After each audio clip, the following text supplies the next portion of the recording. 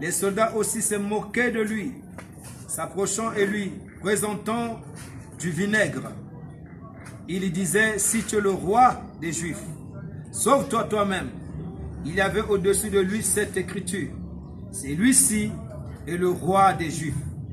L'un des malfaiteurs crucifiés l'injuriait, disant, n'es-tu pas le Christ?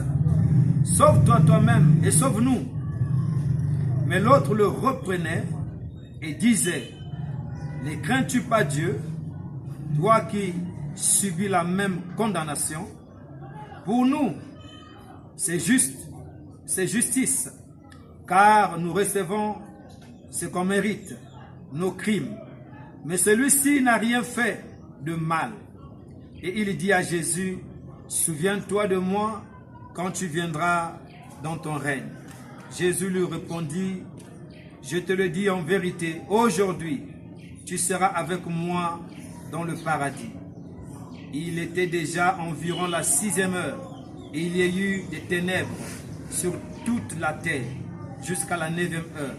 Le soleil s'obscurcit, et le voile du temple se déchira par le milieu. Jésus s'écria d'une voix forte, « Paix, je remets mon esprit entre tes mains. » Et en disant ces paroles, il expira. Les centeniers voyant ce qui était arrivé, glorifièrent Dieu et dit, « Certainement, cet homme était juste. » Et tous ceux qui assistaient en foule à ce spectacle, après avoir vu ce qui était arrivé, s'en retournèrent, se frappèrent la poitrine. Tous ceux de la connaissance de Jésus et les femmes qui l'avaient accompagné depuis la Galilée se tenaient dans l'éloignement et regardaient ce qui se passait. Amen. Amen. Que le Seigneur vous bénisse richement. Amen.